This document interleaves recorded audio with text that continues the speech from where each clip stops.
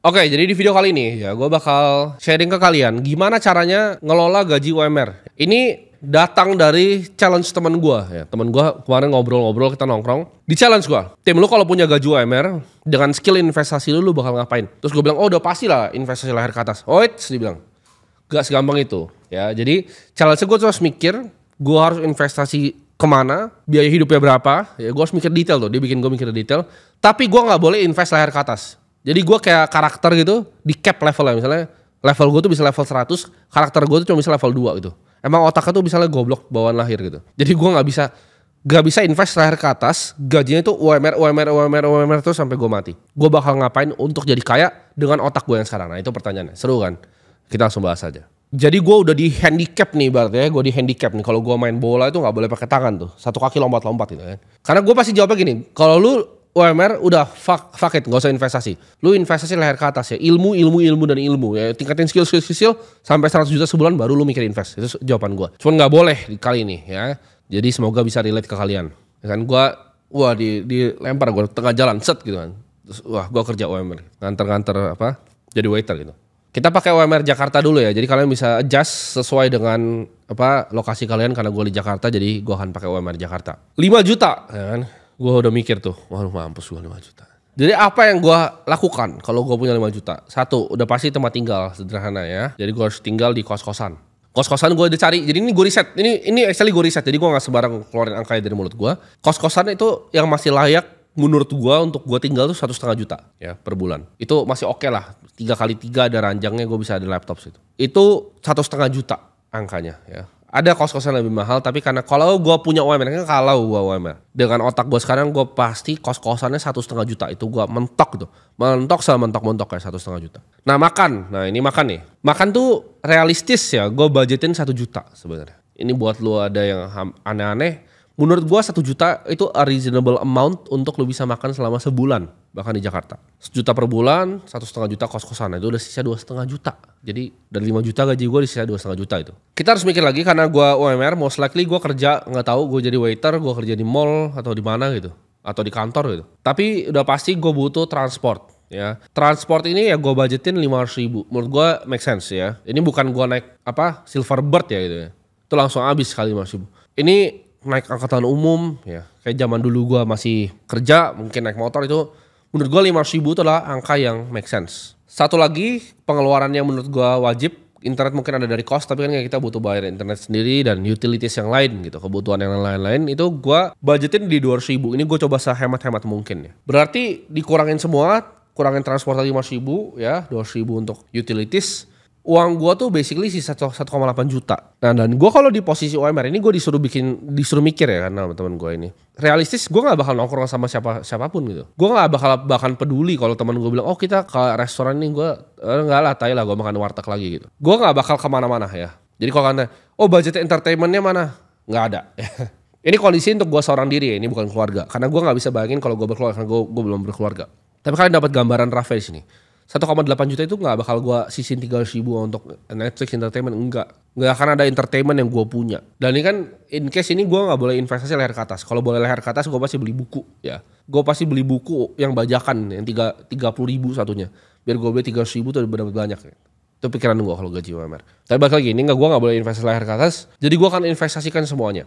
Nah pertanyaannya kemana ya kan. Ini kita udah sampai ke golden question ya, investasi kemana. 1,8 juta itu gini. Karena gue di cap UMR ya. Jadi kan gue stabil. Gue tahu gue akan dapatnya UMR kecuali gue bego dipecatkan. Tapi ya basically gue UMR terus lah. Kita ngambil yang gampang ya.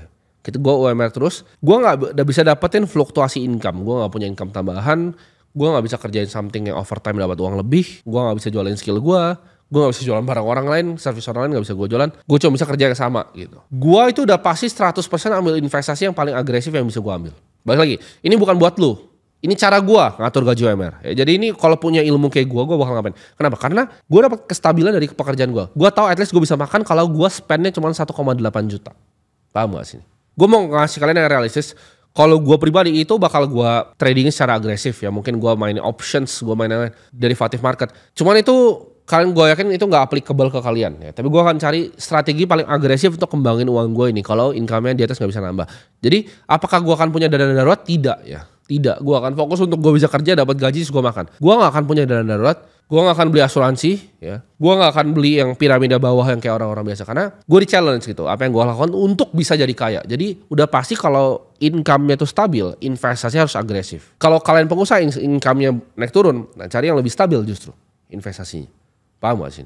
Kalau pendapatannya stabil, serangnya di investasi. Nah 1,8 juta itu mungkin gue kepikiran 2 skenario ya. Karena ini gue di kondisi kepepet, kalau in case gue salah tuh masih bisa makan, ya. Gue bakal taruh mungkin setengah itu di Bitcoin udah pasti. Ya 50% udah pasti gue taruh di Bitcoin. Kenapa? Karena simple ya. Gue gak peduli naik turun kiri kanan jungkar baliknya, gue gak peduli ya. Yang gue tahu Bitcoin itu CAGR-nya sekarang itu masih 100% dari awal berdiri ya. Dari 2009 tuh CAGR-nya compound annual growth rate-nya itu 100%. Tapi itu kalau gue lihat saya ya udahlah gue pangkas ke paling gue pangkas, forward-nya kan masa depan gak seperti masa lalu, ya anggaplah benar 30% per tahun ya. Bitcoin akan 30% per tahun kalau gue invest secara berkala, setiap bulan gue tabungin. Itu either 50% atau 100%. Nah, tapi kalau 100%, 1,8 juta langsung gue taruh di Bitcoin semua dengan ekspektasi 30% per tahun ya, sampai mungkin 10 tahun ke depan. Skenario kedua, itu gue 50-50 ya. Mungkin gue cari saham lokal ya, gue cari saham lokal yang stabil ya. At least biar gue bisa mainin dividend play ketika nanti uang gue itu udah gulung ke ratusan juta. Jadi mungkin gue taruh di Bank Mandiri itu 50%. Jadi 900 ribu di Bitcoin, 900 di Bank Mandiri ya. Karena loan growth-nya masih oke banget. Dan gue lihat long term-nya oke. Itu yang akan gue mainin. Jadi gue gak akan terlalu mainin yang kecil-kecil. Kenapa? Karena gue akan mengganggu pekerjaan sehari-hari gue ketika gue punya gaji UMR. Karena gue yakin kalian bukan kayak orang gila yang kayak gue bisa trading sama malam gitu. Enggak. Jadi kira-kira portfolio allocation gue 50-50. Gue gak bakal ada reksadana pasar uang. Gue gak bakal ada obligasi. Gue gak bakal ada posisi cash bahkan. Kenapa? Karena gue yakin gue makan bulan depan. Gue langsung pos-posin tuh. 1,5 di sini, 500 ribu di sini ya. 1 juta buat makan, 200 ribu buat lain-lain. Mentok gitu. Gak bakal ada lewat 100 ribu pun gak bakal. Ya, itu gak bakal. Gue bakal jadi orang paling pelit di dunia ya. Kalau teman gue bilang, oh ini sini, enggak. Di sini, enggak. Ya. Itu bakal gue gandain ya dalam waktu 5-10 tahun. Mungkin portfolionya coba gue hitung di kepala gue. Compound tuh agak sulit itu. Gue mungkin salah ya. Coba 1,8 juta. Hampir 10 tahun tuh mungkin bisa di angka 100 sampai 140-an juta ya. Ya gue gak tahu, udah agak rasti matematika gue. Jadi itu duit gue basically udah ratusan juta di sana. Dan ketika gue masih bisa bungain dengan skill gue di 20% per tahun, lumayan lah gue dapat additional 20 juta per tahun ya kan dari investasi. Dan baik tahun ke-15, I'm done. Portfolio income gue udah lebih besar dibanding UMR gue. Di situ gue pensiun. Karena kan gue gak boleh kerja yang lain selain kerja UMR ini ya. Jawabannya jadi gue tidak mau kerja UMR ini. Gue fokus untuk ngurus portfolio gue sudah 400 jutaan di situ. Ya udah ya. Gue bungain 400 juta, gue bungain 20% per tahun. Gue yakin karena sebego-begonya gue at least 15% lah. Gue pasti dapat. Jadi 20% per tahun di portfolio 500 juta. Gue rasa gue udah gak mau kerja UMR lagi. Dan gue tinggal kipas-kipas dan menikmati hasilnya. Dan gue gulung. Tapi gue akan terus kayak gitu stick. Gue akan tetap ambil uang 5 juta, tetap hidup sama di kosan.